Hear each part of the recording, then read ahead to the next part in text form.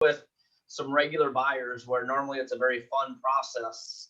This is year 22 for me, and it's hard for me to tell first-time buyers, especially, that this is a fun process to start joining in on right now. So now I don't want to sound negative, which that clearly did. So we'll talk about some of the things that you can do to properly position yourself. But I'll also keep it really real. I think, as Tam said there, as far as the conversations go, that's the biggest key factor. Is having conversations that are real and genuine with your buyers about what they're about to embark on, and that this isn't normal for real estate to be like this. And then secondly, to understand as an agent that some of the most powerful things you can do, one is listen and make sure you understand people's thresholds of what they are or aren't comfortable with, because these times when you do lead successful clients through this will lock them as your clients for life. Like when you lead them through this process, and if you counseled and communicated with them well, they won't go nowhere without you. So that would be the positive take out of this. On the flip side of it, as many of you guys have experienced, you put these offers in and you hear that there's 8, 10, 20 plus offers. One thing to take away from that is understand the dynamics and share that with your buyer of what that means. That means if the same house, if there was 21 offers on a house, that means if the same house with the same qualities and price comes on the market tomorrow, that you're going to compete against 19 people again. And so if no new buyers come to the market, you're gonna compete and compete and compete. So your reality of your situation is that you may have to change your buying expectations, and really be able to be flexible. Yeah, I think Matt made a really good point, that obviously cash is king, but a lot of our buyers aren't cash.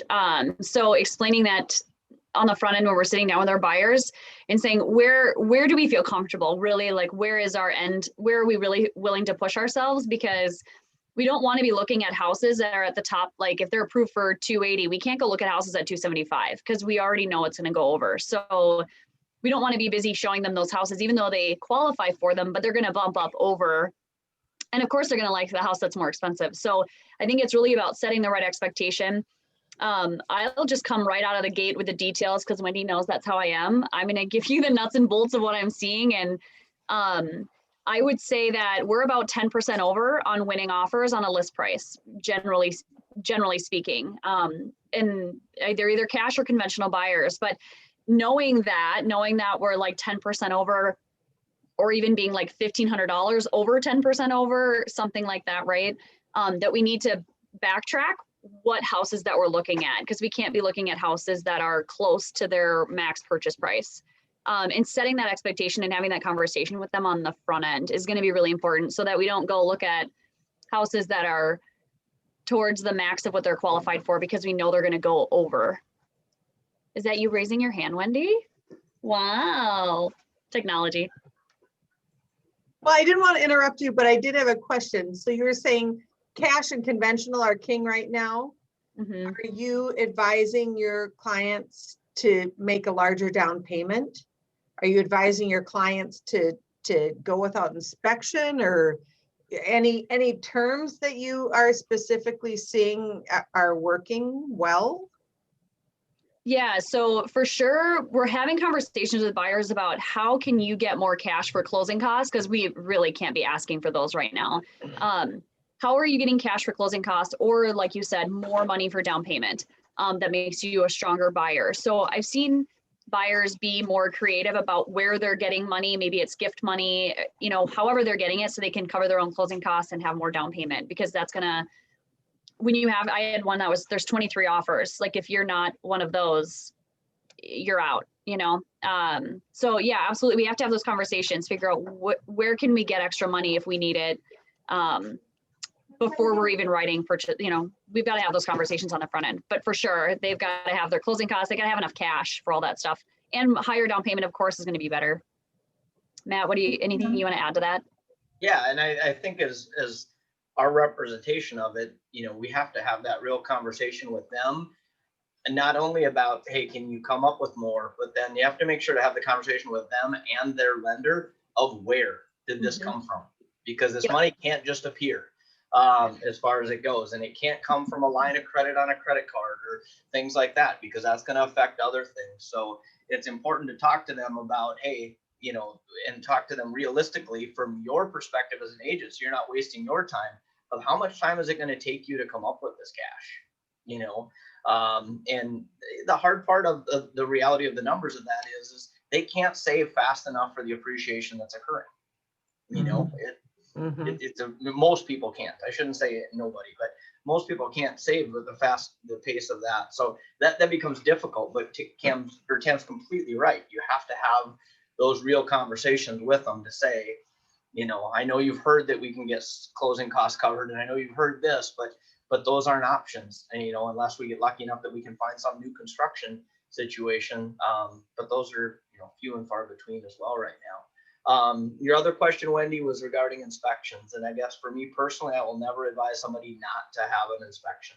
Mhm. You know, I'll provide them the option of, here's a contingency of this offer. This is how it will likely, you know, affect things. But depending on the buyer and what their financial resources are, you just have a duty to them to make sure that you are putting them in the right position for success, and you know, putting them into something that they cannot afford to replace a furnace and an air conditioner and a hot water heater, or Yeah. you know, you haven't seen enough houses to understand what a real foundation issue is, you know, is a dangerous situation. Obviously, you can have a relationship with your inspectors where ahead of time you can find out how quickly you can have them available.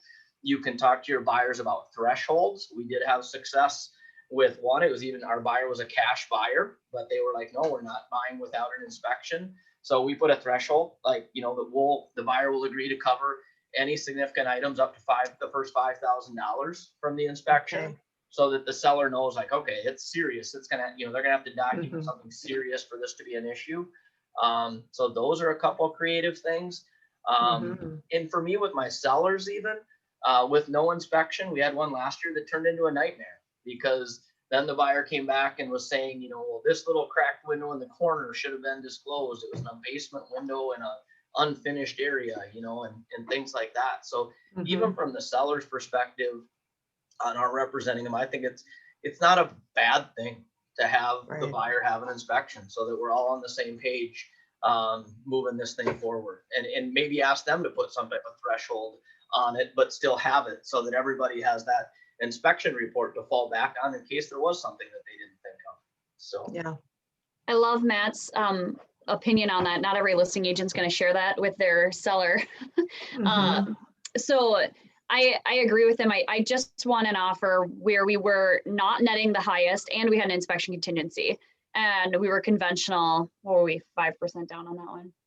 And but it was a conversation I had with the agent on the front end, right? Letting him know, like, letting him see that I'm an experienced agent. My buyer's not going to walk on inspection. I let him know what expectations I set with my buyers when it has to do with inspection on the front end, and that we have every intention of, you know, getting through inspection and being very reasonable about it, because the thing that I see a lot of listing agents worry about is deals falling apart right now. And so if we can let them know, hey, like, our intention isn't to walk, my buyers don't have cold feet right now, and just setting reasonable expectations, like what I share with my clients, so they know, because they'll say, you know, yep, I know you're not new to the industry, you've been around, you know, for a little while. So they took our offer even though we were contingent on inspection. But it was a conversation I had with the listing agent on the front end, and the same information that I was reiterating in my offer when I sent it over, and I put my message in my email. So it's letting them know, like, your process as an agent and how you're dealing with your buyer on the inspection. So they know they're not going to get hit with a bunch of cosmetic things or little things, because these buyers are paying top dollar for the house, you know, and they're thinking, well, I want it to be in good condition because I'm paying top dollar. So that really helps too, like having the conversation with your buyers, like Matt said, and then you gotta make contact, and I mean phone contact with the listing agents. I email them, I text them shortly, you know, and then I call them and we have a conversation so they see me. I want to establish the fact that this is going to be a smooth transaction. I'm a good agent to work with. We both have the same goals in mind, and reminding them of that, and they're going to be more likely to accept your offer with an inspection contingency on it. I also agree with Matt, checking availability and pre-scheduling when you write your offer. so they know that when your inspector's coming in and who it is too, right? I had them ask about that, like, who's your inspector? And having that information when you write the offer is helpful to get that inspection, to get your offer accepted with an inspection. The other contingencies too, right? Obviously, sale contingencies is really difficult right now. They've got to be through pending, obviously, but we are getting creative about how can we be non-contingent, and then explaining to our sellers who are also then buyers about what that process looks like and what the risks are too, right? Like, your buyer might fall through, but you're still obligated to purchase this home. Where are you going to get the funds from if they're not actually coming from the sale of your home, because we're not actually contingent on that sale? So it's having all those like conversations and making sure they understand the risks and what are the different things that could play out. Like, what's our goal is to make this as smooth as possible. But sometimes it doesn't always land that way, and we don't have any control over it. So they have to be aware of what those options are and the risks on the front end. So when something does show up, they're not surprised. And we already have a solution because we talked about it on the front end, because we just can't have sale contingencies right now. It's really tough. So we're getting creative, right? You got to have that conversation with their financing. So if I have a buy sell right now, I'm talking to the lender and saying, hey, how can we be non-contingent, and what does that look like, and how does that play out for them? Matt, you probably agree to that, with that kind of a contingency? Yep, absolutely. Absolutely. And that's the challenge with with a large reason as to why the market's as tight as it is, because the move up buyers aren't putting their house on the market because they, even if they could do it non-contingent, or, if they get their house sold, it would still be contingent on the closing of their house, and they don't want to do a double move and things like that. So some of the other creative things that we're seeing more recently, and was mentioned in our accountability group that we're in today, is, rent backs. If you're selling a house that's a first time buyer market, or your first time buyer that you're representing, you need to be open and talk to them about the ability of them, closing on something, but then renting it back to the seller for 60, 90 days. I had a friend just buy a house in Arizona. It's incredible hot market down there too. They rented the house back to the people for 90 days for free, because it was the only way that they were going to get an offer accepted. So, being realistic on what you expect back for rent, and having the financial ability to close and then do that with that flexibility. So not just flexible on closing date, but flexible on possession as well. Jim has a question. Well, it's not a question. It's picking up on what you were just talking about. I won a deal last night because, number one, we jumped on it very quickly. We were one of the first to see it. I got that offer into them immediately last night. It did get accepted, but the seller had some issues with closing, so we made it an on or before closing date. So we gave the seller enough of a cushion to be able to do what they needed to do. And that was pretty much, their hot button. But that was after a discussion with their listing agent, and a good solid discussion with my buyer clients and their lender. It was just a whole big collaborative effort, and we structured it correctly, and they won. And I think one thing to keep an eye on with those on or before closing dates, that we've always been cautious with, is that you put a decision timeline in for the seller to provide you when that will be. So they can't, keep pushing off when they're going to name this closing date, and then all of a sudden 3 weeks before say, yep, well, now it's this.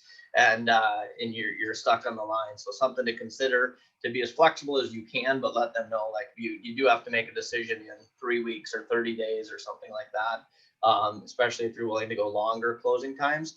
Other things with interest rates moving, and people willing to be flexible, that's where I think that rent back situation can come in well, because you can get closed, get locked in on your rate, and know where you're going to be. If interest rates slide up on people, because they're allowing a 90 or 120 day closing, that affects one, qualifications, but two, it could affect their payment. And it may have just been an easier situation to get it locked up and done. Plus you get paid soon. Hey, Matt, when you do, and Tam, when you guys do those additional little things, like either the rent back or you do but the sellers will let us know however much with the closing. Do you put that just in the other towards the end of the purchase agreement? The rent back agreement is a completely separate amendment or addendum, Okay. that you do in there, and then in your email on your submission. And then as Tam said, I'm the same. There's always a phone call explaining why we're doing what we're doing and the benefits of that to the seller.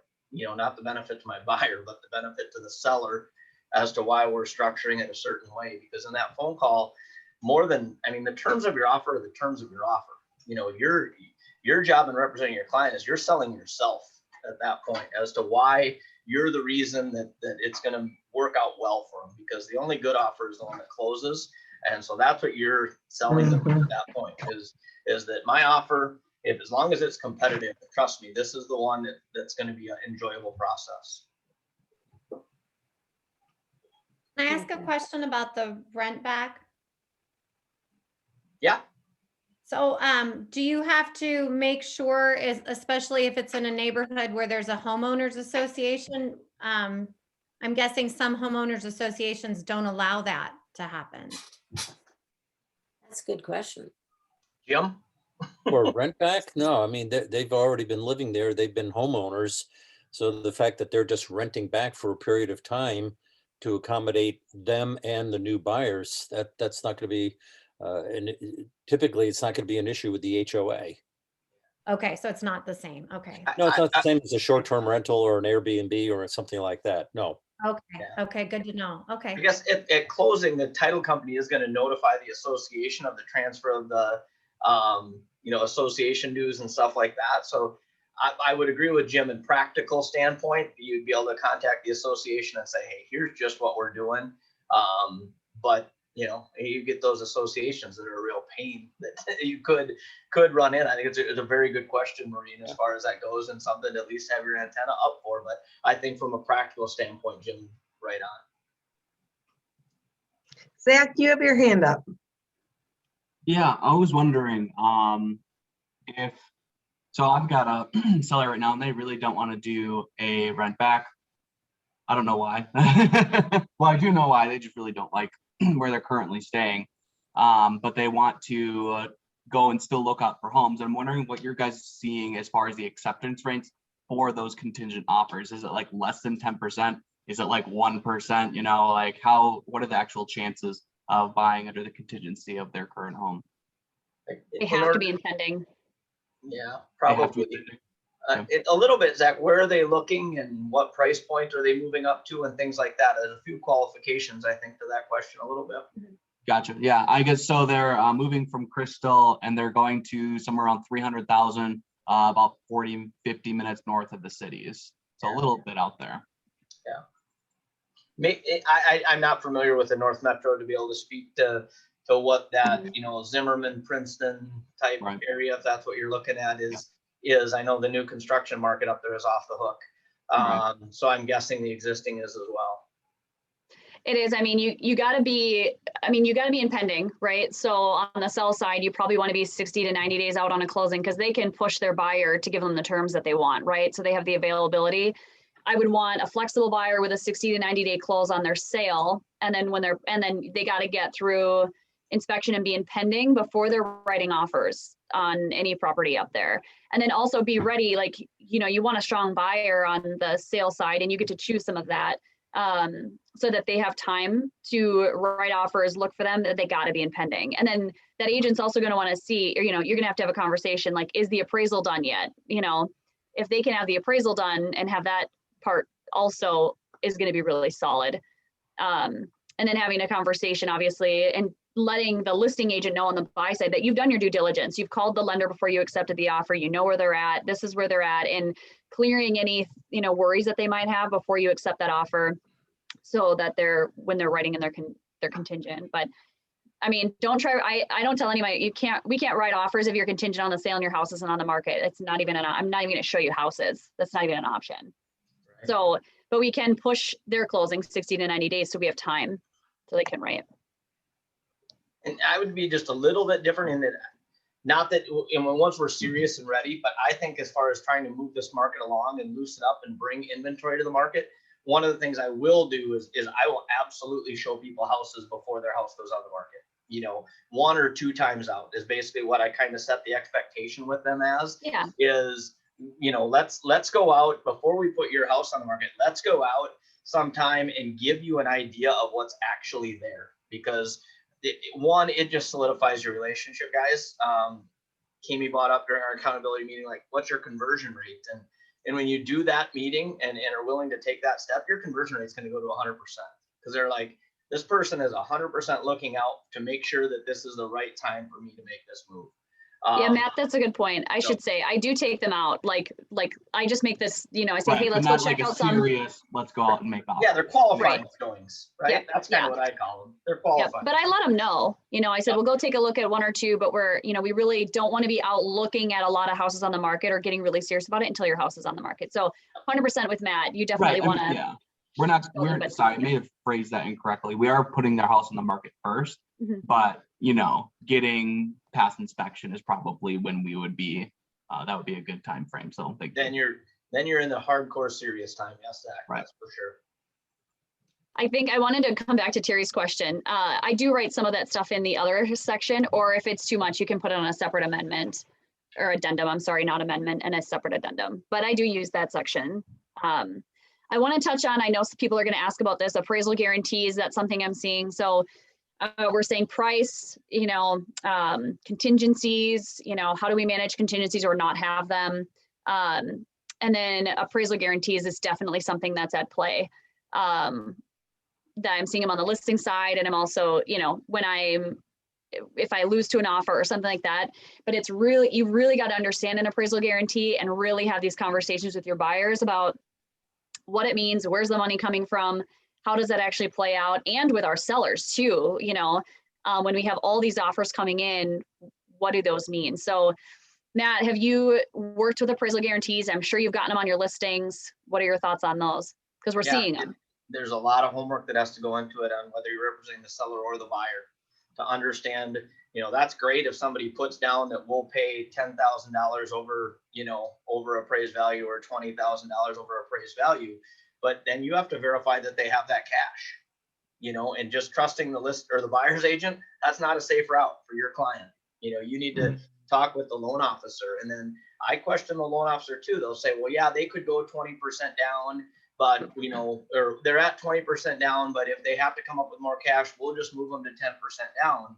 You want to make sure that buyer understands that doesn't just mean they're putting 10% down less. That means all of a sudden you also have mortgage insurance and a lot of other things that are factored into there. So whether you're counseling your buyer in regard to that, or you're verifying the ability of people to do this with the seller, there's a lot of questions that need to be asked in regards to that. And a lot of that depends on the price point of the house you're working with. You'll have a much better feel for people's liquidity with that. Yeah, Matt, that's such a good point too, because the buyers, they want these homes, they may say, oh, I know I can come up with that money. I know. But then we got to check to make sure, okay, where is it coming from? Talk to the lender. Is that actually money we can use? Does that actually work out? Are they going to have enough in reserve if we do that? So you definitely got to have the conversations and not make, and everything's moving fast. So you got to have these conversations like early and as fast as possible, because when you got to write, you got to write. Yep. Terry, did you have your hand up? Another tip, you guys, real quick, is let your loan officer know when you submit these offers. I know you might be requesting a pre-approval letter. I know some of them are just submitting them in Word, and you can change it to whatever you want, it seems like these days. But you need to have, if you're representing the buyer, you need to say, hey, the loan officer, these is when these offers are going to be presented. I need you or someone from your office to be available during this 90-minute window, so that if I tell this agent they can call you, they can. Or my loan officer is extremely busy, and he'll say, hey, Matt, I'm going to call them ahead of time, so that they know that that's done and taken care of, and that they've reviewed, they know the terms of the offer I put in. So if I have an appraisal clause and things like that, he can be a second voice to saying that this is not an issue. Because as a listing agent, if I have two offers that are close or three, and I got one that the loan officer already called me, it's easy for me to recommend to the seller which route we're going. So yeah, Matt, I definitely will piggyback on that. Is your loan officer has got to be calling the listing agent. Even if the listing agent doesn't answer, leave a message. And I also have my lender send them an email saying that they also left a message. And so like if there's a multiple offer situation due, I have my loan officer call like several hours before they're due. I may have submitted it already, but I want him to just call in and just so we stay top of mind, right? And also send emails. Terry, did you have a question? Yes, I was wondering if either of you have taken advantage or used Keller Mortgage to be able to help bring down the cost of things. I haven't had an occasion to use Keller Mortgage yet, so I can't speak to it. I can just tell my people, hey, this is available, and I don't think that's really good. So I'm wondering if you guys have. Well, I mean, I mean, anything that we can present to our clients, it's going to help save them money, or if they don't have closing costs, help them get into a home with less cash to the table is certainly worth presenting to them. I have not actively been working with Keller Mortgage. Matt, have you? I have not. Wendy, I you just have? refied with Keller. Mhm. You My did? house, I did. I personally refied with Keller Mortgage, so I had firsthand experience. And it was positive, it was good. And the rate was lower and the no closing costs. Did you Because everything save a got written ton? back in. So it was great. That was. Go ahead, Jelena. I Uh-oh, you're breaking up. Can't understand you. typically send about 50% of my buyers that I use there. Any better? I'm in my car. Can you hear me? Or no? No.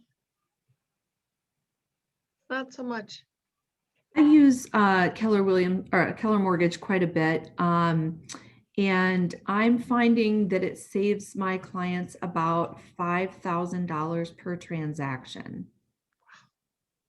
Wow. All of those extra costs. Nina, do you have a specific person that you? Yeah, David office? Roger is who I use. Who? David Roger, Roeger. Because I think that makes a difference. Yeah.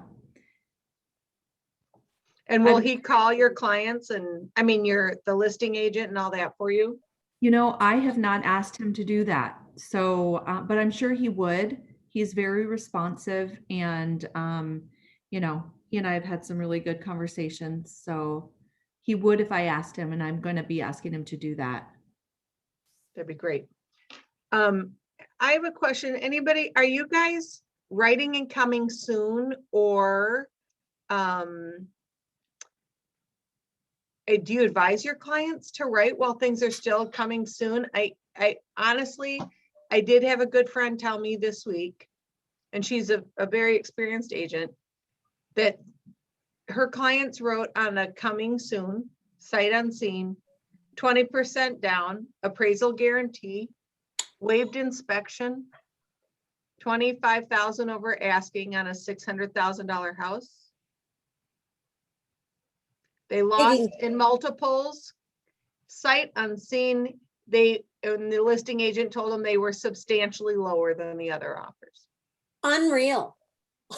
But the question at hand is, I mean, so if the market's really this nuts, anybody on this call, Tam, Matt, Scott, any of you guys who have some experience, Dan, Kokish, Kami, anybody here who can say what you would do to help your clients win, or are you advising, there were agents here that said they never advised their sellers to accept offers and coming soon, because they believe if it goes for X and coming soon, it'll go for Y once it actually goes live. So I would just love to hear, Matt and Tam, your take on that, or any of the rest of you that have strategies you'd put into place on that. I think it depends on your seller. You know, you have to provide the options to your seller. And I don't mean that as a cop-out answer, but you know, we have an off-market listing on Lake Sarah right now, due to job transfer, when they want to announce their job transfer, all that kind of things, you know, extenuating circumstances. We're marketing it off-market, and I anticipate we'll get an offer tonight. But I openly shared with them, if they went to market, they would probably get, you know, X to Y% more. And they're like, that's not important to us, Matt. Like, getting this under contract so we can make our move happen. We can delay our announcement of to our current company. There's a lot of things that go into what makes it right for us, a given seller. So I don't think there's a always or never ever in real estate with anything. Yeah, Matt, I agree. Yeah, we have an obligation to present the offers to our sellers when they come in, even if it's in coming soon status, and to figure out what it is they want. To answer the other part of your question, Wendy, like what can we advise our clients? You know, obviously I just share the risks. I tell my client, like, if they want to buy a house sight unseen, I'm going to share what the risks are to them, and then they got to make a decision for themselves, and I'm going to execute, right? So I mean, I think that's dicey, right? As an agent, or me as a buyer myself, I would probably not do that. I'd probably just go to the next house. But I know when these agents have 23 offers, they said most of the time the offers are hovering at 10%, right? Like the ones that are in the top are sitting here at 10% over or 11%. Of course, some of them are different, but they've got appraisal guarantees. You know, I've talked to some Asian agents about escalation clauses, that kind of stuff, but it really is going to come down to, if the prices are similar, who's got the highest appraisal guarantee. That's what some of these are really coming down to, is who's got the highest appraisal guarantee. And then they have got to be pre-approved. They can't just be pre-qualified, because these agents who are this high, I mean, as a listing agent, I'm going to call the lender. I'm going to talk to them and say, like, you know, just, I want to double check to know that they know about this appraisal guarantee. How solid is the buyer with this appraisal guarantee? So you got to have a solid relationship with your loan officer. They got to be able to willing to answer the call. They got to know what's going on. And that's what I'm seeing win in those really crazy, you know, if a house shows really well and it's priced well, that's kind of what's happening. It seems like it's the highest appraisal guarantee that's taking those ones. Yeah, and I'll give you a firsthand story of the coming soon thing. I mean, I just read that earlier this week on the MLS about how you can accept an offer in a coming soon status. And I thought, what? And then shared it with our team of how I think how we're going to approach it, at least. But I saw a property this week that I was like, in coming soon status, that I want to buy as a rental property. And I just pulled it up right before the meeting, and all of a sudden looked at it, and it's already listed as, you know, highest and best offers due by, you know, they're going to let it go through the weekend, but it's in coming soon, and it's already listed as highest and best. Now, maybe they're just anticipating based on number of showings set up, but I think it's very realistic that I would buy it sight unseen, because I sold this house 11 years ago, and it was Grandma's house, original owner. Like, I know everything about that house because I'm ancient. So, but you know, most people won't. One thing I would tell your seller is how, you know, if we accept an offer from a sight unseen buyer, I wouldn't be able to look at them straight in the face and tell them that I'm 100% confident we're going to close. You know, I would be like, I'm not going to sleep good all the way through the final walkthrough when that's scheduled. I'm going to be so damn nervous that that something's going to come up that I just don't know that it's worth the risk. In this market, we're going to get you a great offer, whether we accept this from this desperate person or we accept it from somebody that's making a good, educated, rational decision. That was how I would counsel my seller. So yeah, Matt that's a really good point, because we talk about when the market's moving like this, we have deals that fall through. So one of the other things that I'm seeing is non-refundable earnest money. So that if a buyer buys in coming soon status, if I'm the listing agent, we're in coming soon status, we get an offer, I want a non-refundable earnest money. Well, I would also say, you know, we might not advise our clients of doing that, right? But they have to be aware that it can happen, you know, where it's, hey, I saw this in coming soon. Why weren't we able to write an offer, right? So as buyers agents, you have to make them aware that an offer can be accepted during that time frame. Because if they're seeing them and then all of a sudden it's gone, they're going to blame you. Yeah, that's a really good point. We got to let them make the decision for themselves if they're willing to buy a house sight unseen or not. Maureen has her hand up. So I was going to ask, when you put in your appraisal guarantee in your offer, is that a separate addendum, or do you put that in the other section?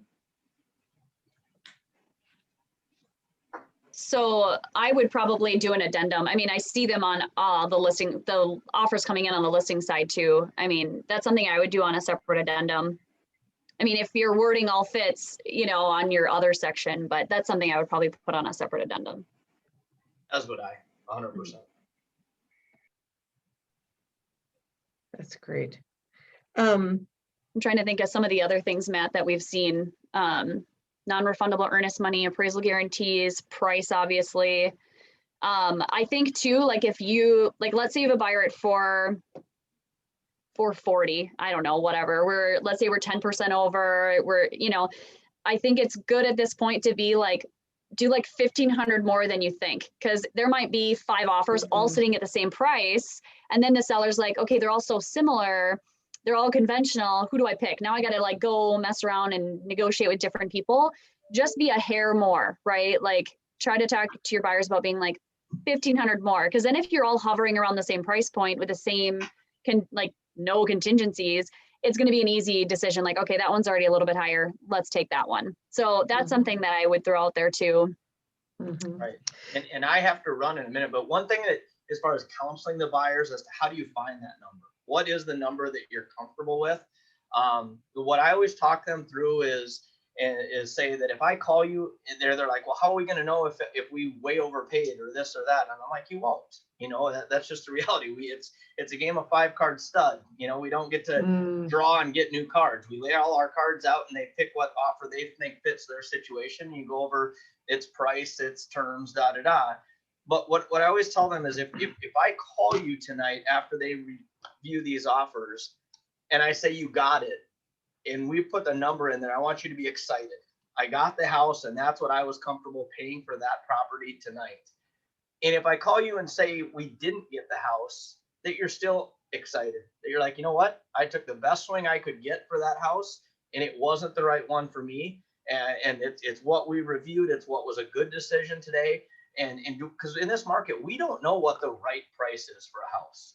Anybody that tells you they do, they're guessing as far as that goes, because this is 22 years. I've never seen anything like this. I mean, February inventory was down 51.6%. I mean, I got people looking in huge geographic areas for 6 months, and we don't see one single house that would have been worth buying or even, barely worth looking at. So, it's a difficult time for buyers. You just have to do what's right by them. And that's give them good information.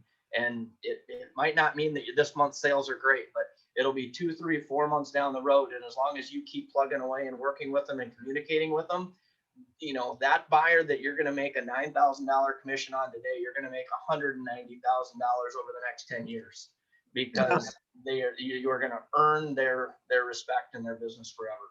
So, but I got to go get you guys some more inventory. We got to go select our lots for a new development, and I got to be there at 2:00. So that's great. Thank you guys very much. Thank you, Matt. Thanks, Matt. Christy Kimbrell had let me know that she had a coaching call, but was going to jump on here because she had just won a few deals this week and does have some new strategies. So I'm hoping she'll jump on to share a little something with us. I did want to share something else, Wendy, because obviously I think we're starting to hear that communication is everything with our clients, with the loan officers, with the listing agents. So I call the listing agents before I write the offer. Like I'll usually call them like when I'm done showing the house and just say, hey, great listing, build some rapport. But I also ask them about how, what do we need to know to win this one, right? Then they're usually saying something that has to do with the seller's terms or something. But then I also ask them, how can I make this easy for you? How would you like me to present this? Is there certain things that you like to see or don't like to see on the offer? And I learned quite a bit, right? Like if they're the kind of agent that really doesn't like an escalation clause, then I probably shouldn't put it on the offer. If they're, like I just ask them, what's your process? How can I make this easier for you? How are you presenting it to the sellers? So I ask them to try to accommodate them as an agent too. I think it shows them that I'm working with you, we're on the same team, and we're going to get to closing as smooth as possible. So I definitely call and ask those things too before I send my offer over. I think that's one of the questions a lot of people had was can you ask them what their seller's preferred terms are so that your buyer can actually attempt to meet those? I mean, I ask all the questions. It's really up to them to decide how they can answer them for me. So let me know, Jim, if that's the wrong thing, but. No, I was just going to agree with you. You can ask them all sorts of questions. And I get a lot of questions soon. I'll just say, I'm not at liberty to share that with you. Right. So they can always say no, or there are a lot of agents who just get diarrhea of the mouth and they'll tell you everything. I ask all the questions. Yeah, so just ask. Mhm. The worst that can happen is they say no. Tam, one of the other things that you'd mentioned earlier, and this is a strategy that has won my last two buyer offers, get them into a lower price point, to allow for that additional cushion to be more competitive in their bidding. So instead of a 330 and they're qualified for 330, bring them down to 290, 300, to give them that additional cushion to bid up. Yeah, it makes them a stronger buyer in that price Oh my point. gosh, it really does. And that inventory is out there. You can find it. Yep. I'm curious, when you guys are setting expectations, this is more of a question for everybody. And when you're setting expectations for your buyers, what expectation are you setting in regards to winning offers or winning in offer situations with your clients? Like, for instance, if we, write an offer, the chances are X because we're, getting 20 offers, it might be 5 houses. How are you setting that expectation right off the bat? And are you using statistics to help buyers understand?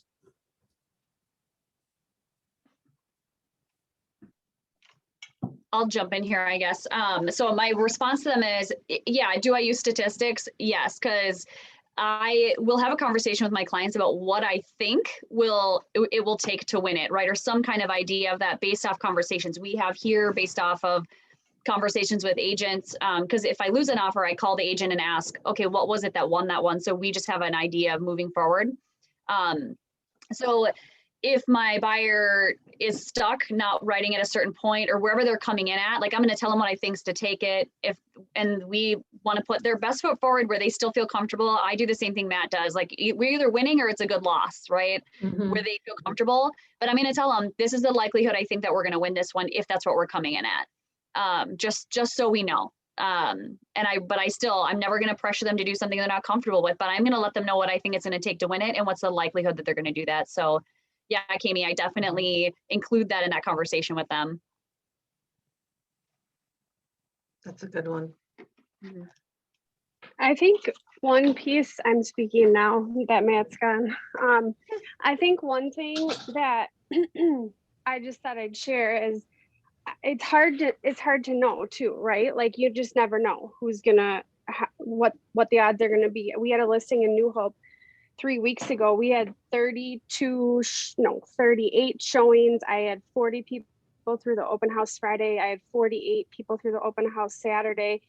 Every single person was like, do you have multiple offers? And I was like, yes, we do. At the end of the weekend, we only had 3 offers and the property was listed at 290. And I think people were just so scared of losing and thought it was going to go for so far over that they just didn't even give it a chance. And only one of those 3 offers had a letter written with it. And this was grandma's house that she had owned since it was built. And granted, it was the highest offer, but had it been $10,000 lower, she probably would have taken it just because of the letter. So I think it's hard to say too. And it was a good reminder to do all of the extra things that we may feel like everybody else is doing, but those little things do go a long ways.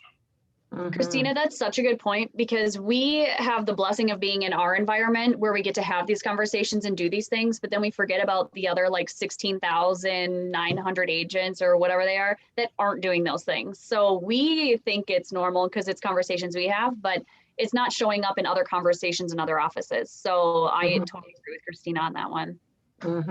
That's a great point. I saw for the first time a video made. And you can do it pretty quickly in regards to snippets of, the buyer saying, why they loved the house, and kind of like giving key features of it. And it was pretty attractive. Like, when you're looking at 20 offers and, let's just say there's 15 letters. If you're dealing with a high D, I can tell you from firsthand, I'm not reading your letter. I could give 2 squats about your letter, but if I could watch a 20-second video or a 25-second video, absolutely. So I think that also goes to who are you dealing with and what can catch their eye and their attention. So many creative things going on out there. Can I ask a question? Go, yes. I'm just wondering, are you saying that properties are appraising just now? Where do you think we're at in that? Because I know that sometimes at the beginning of the season, you kind of find that things are not appraising, but then as those become our comps, you know, it's like it starts to kind of level off a wee bit. Where are we in that just now, do you think? Anyone? I think that having a conversation with my sellers about appraisal is 100% at play here. I'm definitely having that conversation with my sellers when we're choosing offers. I'm setting the expectation that we may not appraise. We're going to do everything we can to get the highest number possible, but it's definitely a conversation that's at play, and it's involved in their decision making when offers are coming in, which is why we're probably seeing so many of those appraisal guarantees, right? So it's definitely a part of the conversation when we set list price, when we accept offers. I mean, I let my sellers know that right out of the gate. Are you seeing the properties appraising just now though? Like, are you the ones that you've got coming in for people who have got like more transactions going on than what I've got? I'm just wondering are you seeing that the properties that you're involved in just now, are they appraising? Mine have. They have You done. also need to know your comps. So if you're putting an offer together, you got to know what the range of value is on that. So if you've got a good handle on that, the chances of its appraising are going to be that much higher. I'm going to disagree with Jim on that. And I think it depends on where you're which neighborhoods you're working with, right? Not to say that that's not right where you've been working, but where my team primarily works in Southwest Minneapolis and St. Louis Park and Edina, there's only been 34 homes that have actually listed in Edina since January. 34. Okay. 14 have now sold and 30 are under contract. Like, you know, as it keeps replacing itself, right? Like either out of those 30, 14 have actually closed. Those are not all appraising. And the reason why, I just spoke with another agent, it's throwing comps out the window, which we shouldn't be doing, but buyers are. They don't necessarily care what the comps are. They want the house, right? So for some of those, no, it's not appraising. And it depends, you know, one house that's it went over 90,000 over asking price. It was not listed 90,000 less than what quote unquote market value is. And someone was willing to pay that. So I think it really depends on where you're at. Even if you have comparables, agents are writing outside of what those comparables are even close to. I'm listing houses at the highest prices in the neighborhood that the neighborhood has seen in comps, right? Like that would make sense. And then we're 10% over. So that's why that's a real conversation for sure. But that's why these appraisal guarantees are showing up. It's scary to think how that's going to affect everything, because if something's been sold for 90,000 over what their list was, and then that ends up becoming a comp, and I kind of feel like there should be a way to look back and see on your comps that you're looking at well, I suppose there's a way to look to see what it appraised at. But tell me a little bit about why that matters, because we know the real value of a house, what a buyer is willing to pay and a seller is willing to accept. Yeah, because I think probably just from looking forward and understanding what that's actually going to do to the economy in the bigger picture, not just within real estate, but within the bigger picture of things. I suppose that's just what I'm thinking about. I think that's a great thing to think about. And I think it's really hard to track what that's going to look like. I have the same fears that you probably are thinking about right now, right? Is that going to level out? We talked about it today in accountability group. That's great. These prices are incredibly high, but it's not because of appreciation. It's because of a lack of supply. So when you look at the charts of appreciation over the years and even just market wise, it's outpacing it so fast because supply is so low, right? So how many years is that going to take for those to actually match? Who knows? I just think I feel like we're doing buyers a disservice if we get them in underwater, like almost straight away, because they're not going to have equity in their house, maybe ever, because if they're going 90,000 over at this particular point, although it'll all kind of catch up at some point, but there's some way it's going to come back around and bite somebody in the bum somehow, you know. It's Well, like, you know, Gary made a point to say that eventually, you know, it's going to increase. It'll appreciate at a steady value. And if their goal is to hold it long term, they want to live in that house 10, 20 years. yeah, Okay, then that might be fine for them to do that because they'll Right. be in the home they love and it's still going to catch up. If Right. this is they're here on a short-term assignment and going to be here 2 or 3 years, probably not a good plan. yeah. I want to that's get been- some input from Christy while she's here. Yeah. She's just had a few wins and she's coming to us hot from a coaching call, but I wanted to hear some strategies that she's using out there. Thanks, Christy. Hi. Yeah, I have gotten lucky. I have done some crazy things with offers that I haven't done before. So I've enjoyed listening to this, you know, to the point of what's long term. I mean, who really knows? And I really can't, like, that doesn't evolve into the conversations I'm having with clients unless they really want to get into it. It's the market we're in. If they want to buy a house right now, I've had buyers, it's just like before, the buyers are going to say overpay. And I've looked them straight in the eye and said, I'm sorry, you're going to. Like, you just are. That's the market right now. We're talking about anything under $400,000. I'm going to show you the comps and their cities old. The sales right now are going to be the new comps.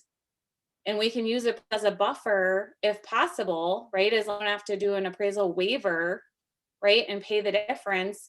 We can let the appraisals kind of try to keep the market at bay and allow, you know, whoever has the highest bid to go. But when interest rates are so low, it's so inconsequential for the buyer to go up $10,000 in their payment that they're totally willing to do it and they're sick of the process, right? Their payment goes up $40 a month for them to spend an extra 10 grand.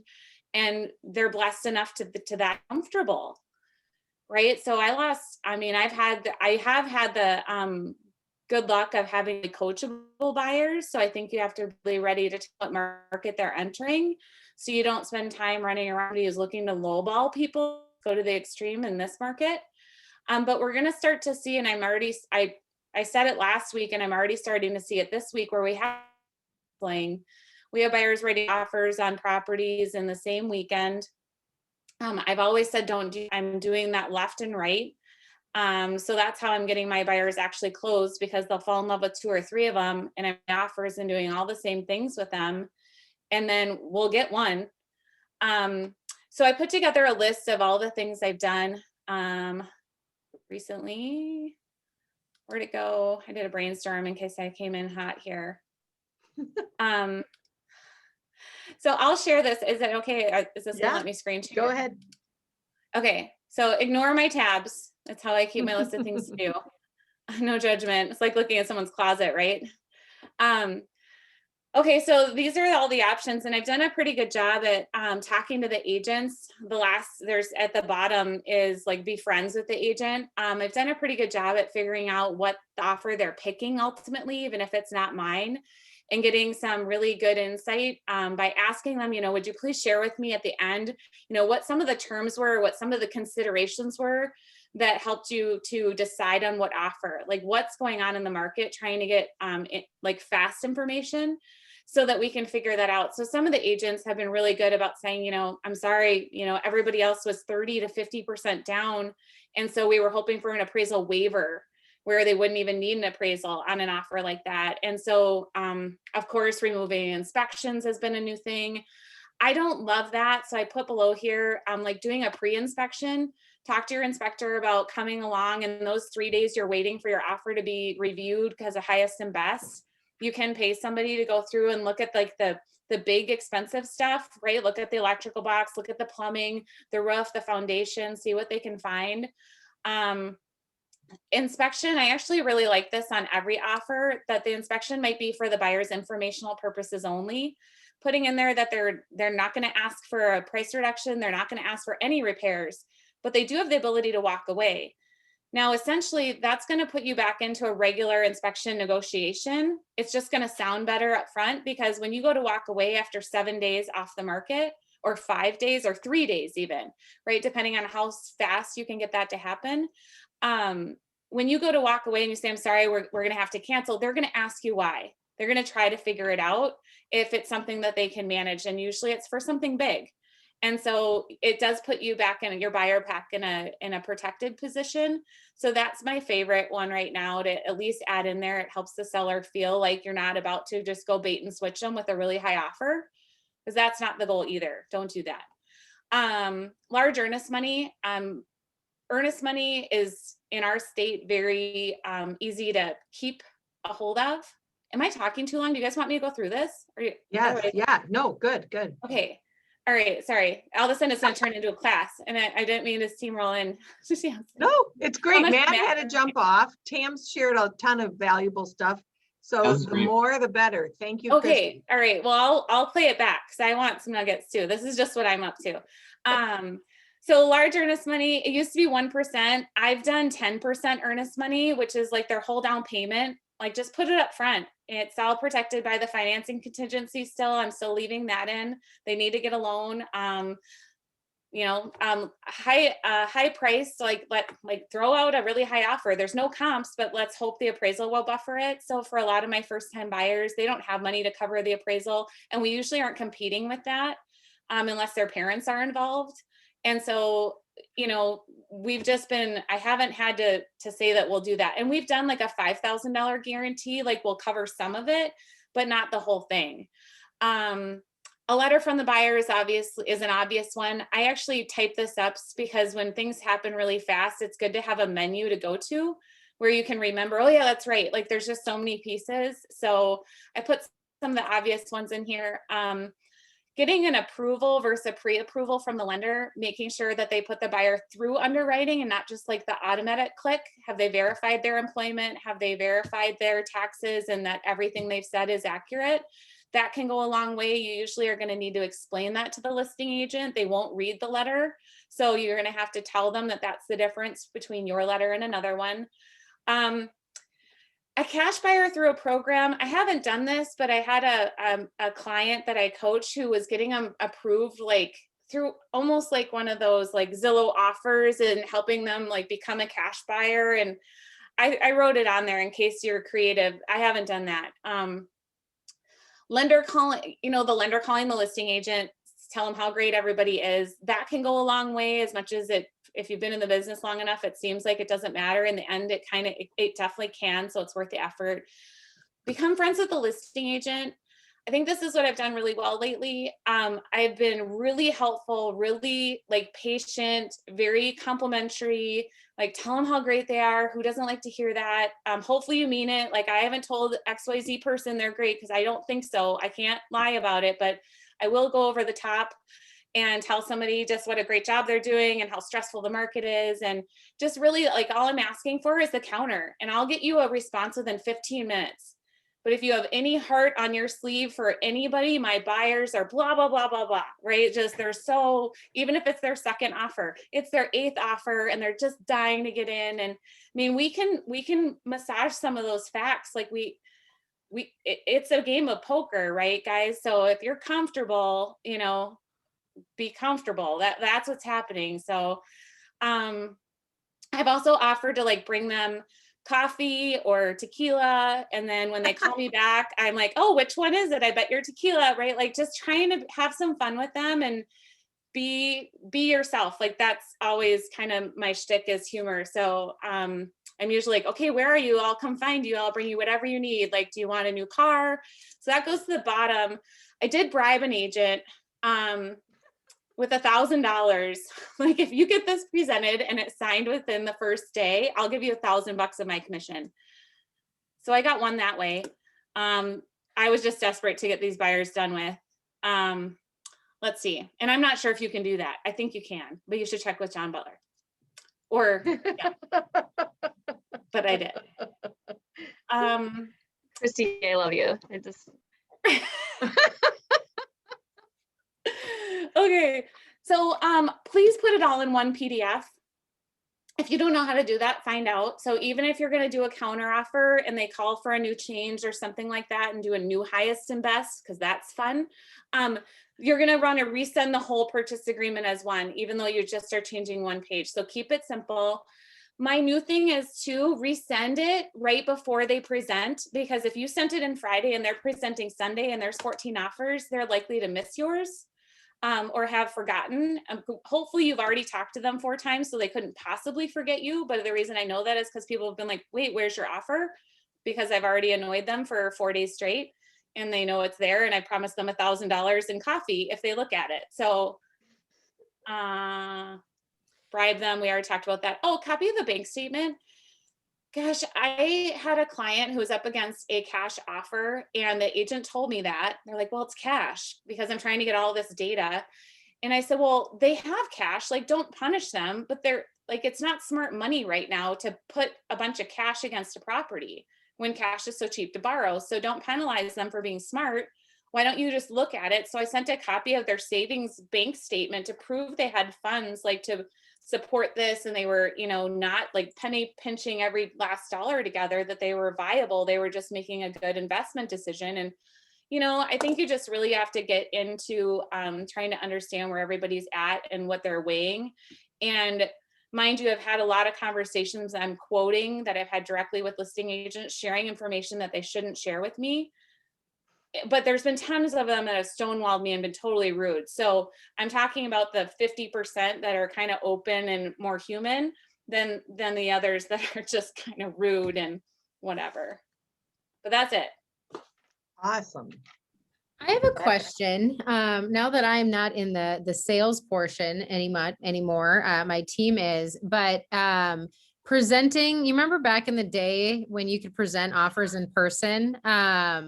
I know that that's probably a little taboo with COVID, but what about Zoom presentations, right? And the reason for that is when you used to actually present offers like across the table from the seller, if they had questions, you knew exactly what those questions were. And you either knew what the answer was immediately, right? Or 2, now you could go get that exact answer from your buyers. Has anyone tried that? I've asked if I could show up wherever they're at with my goodies and to answer any questions. And I have been stonewalled, but I haven't asked about a Zoom. That could work.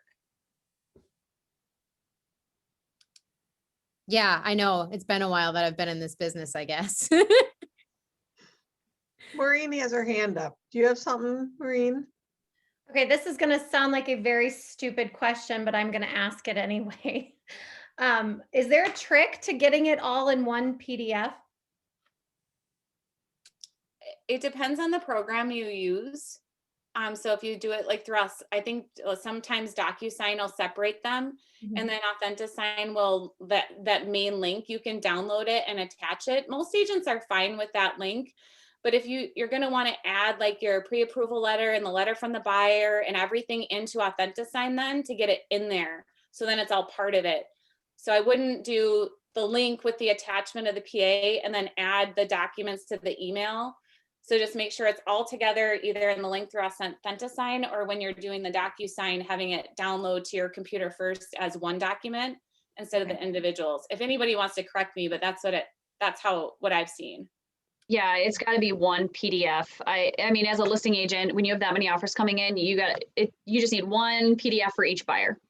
And I mean, it's all about, like Christy said, like Matt, we've all said, is it's about accommodating and making the job as easy as possible for the seller. So even my emails are like offer, buyer's last name, address, and then it's got to be one PDF. But you can put them all in one if you're on AuthentiSign, right? You can upload everything into one.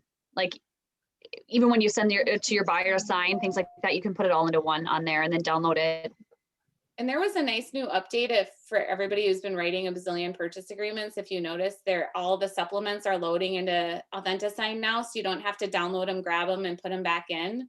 So your disclosures are there, any information from the seller. And if we're going to talk about any sort of protecting buyers, please send them the disclosure separately. They're not reading anything. They're just signing it. Like, just take a second to read it. Look for any red flags. If you don't know how to do that, send it to me or Tam, or anybody in here who's been doing it a long time. We'll look at it with you, but they're not looking at them, and it can really blow up deals and have you, especially if you don't do an inspection on top of it. Like, we need to have a lot of due diligence. And so that's one thing, sending it to them separately so they acknowledge it's there. Yeah, You know. Christy, I definitely do that. I'll send my buyers, I'll say, hey, I need you to take a look at this. It's a read only. It's the property disclosure. You got to read it separately. And then I attach it, of course, to the offer. Yeah. So I fear now, I used to do that when I would grab it, and I don't have to grab it anymore. Right. So now I'm going to have to like manually send that, because I would just do it when I uploaded it. So I've been kind of trying to be mindful of that. So, but otherwise, Maureen, you'll be able to pull them over. And I forget, we were saying something else, but I don't know. Yeah, but they did add that where if you click on. I just have one really quick thing. Oh, sorry. Go ahead. Me. Sorry. Okay. I just have one really quick thing to piggyback off of what Christy said earlier, and like being super friendly and kind to the listing agent is.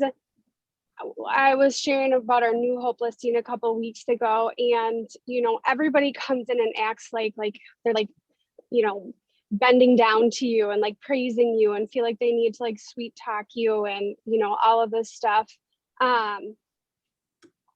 Like being on the listing agent side and then being on the buyer side, I will never forget when I am representing a buyer and the listing agent is a huge asshole to me because they have 28 other offers and they don't need to give me the time of day. You can better believe I have a shit list of when they come back around and they're on the other side, who I'm not going to want my clients to work with, because I just think it's so important to respect both sides of the transaction and just being kind and professional. There's just no need to try to be superior when you're in one situation or the other. So that's just my little 2 cents. I do. Oh, I 100%. I remember there was one in Brooklyn Park where there were 19 offers. And one of the guys, he was probably one of the top 3 offers, but he was such an arrogant ass. I was going, I don't really want to work with him. I really don't. And his offer went to the side, let me tell you. I'm going to also challenge you guys all to stay in curiosity. This is a really stressful time, right? And people are acting very strange. And if you have a business where it is time and time again and your buyer's on you, yes, it is our job to keep our emotions between the lines. And sometimes people are acting out of what their normal character is. So just make sure that it is not just an X-nayed off, because we are all in this together. And I also, challenge you to rise up at that point in time and tell that person you don't appreciate it, right? Because it's one where it's a growth opportunity for everyone. So instead of then X-naying agents off, and don't get me wrong, I know exactly what you mean. I just think that there needs to be a little bit of curiosity on why people might be acting the way that they are and help them through it. It was 1.5 years ago, so he doesn't get it. No, I'm just kidding. I'm just kidding. I'm sorry. You guys, in the interest of time, I'm going to go ahead and cut this off because I was supposed to end at 2. But thank you for the volume of content that you guys gave us. This was a huge help. Thank you so much. Oh, I love it. Christy put her document in the chat, which I am downloading right now. Yes, Super super fancy formatted. I literally just typed it stream of consciousness, so we had something. So feel free to add to it. I'm happy to make it a Google Doc. Maybe I'll do that. Hold on one second. Like, let me put it in there and then make it editable. You guys can add to it. Hold on. Oh, awesome. You guys, I gotta head out to a showing. Thank you so much for all the info, guys. Thank you guys so much for being part of it. Thank you. Thank you. And thank you, Christy. I'm going to wait for you to do that Google Doc, and then I'm going to. Somebody want to tell me one good thing they heard? Not that I shared, that someone else shared, since I didn't get to hear it. I'm trying to think of what, if there was one other, it was kind of a lot of the same sorts of things, just making sure you're really having good conversations with your clients. Well, I first of think, all. yeah, I think the main things were setting expectations properly, right? So you're, you know, approved up to 300, but we're really only looking to, you know, 275. It's about communication with your clients and making sure you know what they want, why they want it, and that they also understand what the market looks like. Communication with lender, communication with agents. Some of the tricks were, you know, non-refundable earnest money, escalation clauses that need to be really well executed. And also just figuring out, you know, what does the seller want? Like, what does the seller want and what does the agent like? If they don't like escalation clauses, don't put one in. If, you know, they don't want the inspection in there, well, guess what? You're having a conversation with your buyer then that they don't want an inspection. See, that's missing from the list, escalation clause. Adding. Love it. Oh, rentbacks was another thing. What does that look Yes. like? And, you know, are those options for everybody? Yeah. Okay, if somebody wants to add the verbiage, a good escalation clause verbiage to that, that might be a fun thing to copy paste from there. I Yeah. did just create a shareable document where everybody with that link can edit it. So if you want to add stuff to it. Awesome. All right. Thanks, guys. All right. Thanks, That guys. was huge. Thank Thank you, you. Christy. Thank you, Bye. everybody, for showing up. See ya.